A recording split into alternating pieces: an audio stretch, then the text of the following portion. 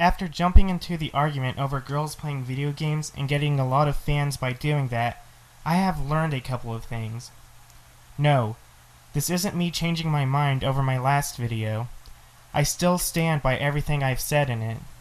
I'm basically here to show how I feel and what kind of people we're dealing with when I get into this kind of discussion. I'm going to summarize what I said in my last video because people were pointing out that the audio was way too low. I have said that having a bigger female audience would improve the industry, but looking back at that statement, I want to actually say that having a bigger audience at all is actually going to have serious improvements overall. I posted a comment saying that if you think this means games are getting dumbed down, then you have a narrow view on the gaming medium, and I still stand by that. Whether games are getting dumbed down or not is really a completely different topic that I'm not really going to discuss here.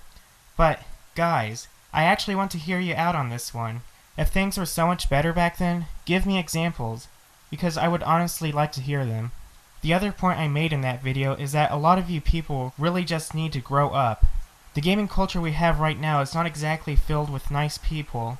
I've heard so many sexual and racial slurs go on in the online community that's really just becoming downright disgusting, and we need to grow out of that. So, I'm going to expand upon my last video and share some new information I feel like I've gathered. The whole thing in the first place is that a lot of people who are arguing that games are getting worse is because they're afraid of things changing. I realize that a lot of people liked it when they were the main audience. The gaming industry would cater to them. Back then, the audience was predominantly male, and maybe predominantly kids as well. I'm not saying there weren't any females or older guys that liked to play video games back then, just that it wasn't exactly common. It was even rarer with females. But now, they're not really the main audience anymore. The audience for gaming is expanding, and the gaming industry is making games for the newer people. When this is happening, we're seeing more games that are intended for a broader audience that are not being made directly to people who used to be their main audience. And people are starting to feel abandoned. And trust me, I know feeling abandoned is not a nice feeling to have. I used to feel that way as well with the gaming industry when I was in middle school.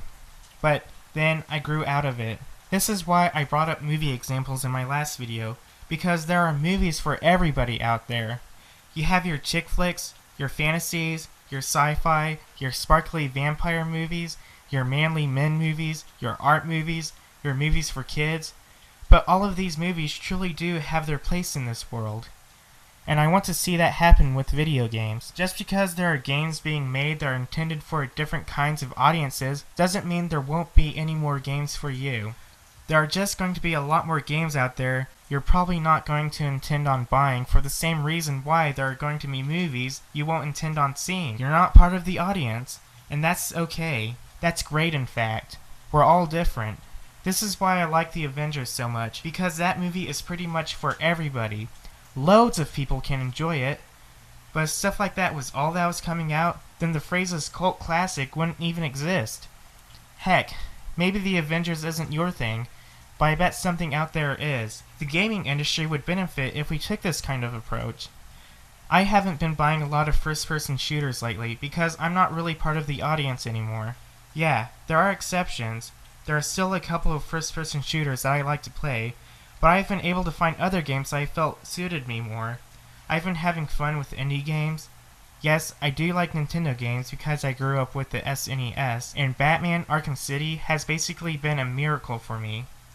I really love that game. And the things I like may not be the things you like, but that's okay because I'm pretty sure there are games coming out that you really like. That's what I'm trying to get at with this whole thing. As for the sexism thing though, well, there really isn't any safe way to approach this without getting a backlash from a big audience. But see, not okay, tropes versus movie Bob, the positive side to punching nuns, and yes, tropes versus women.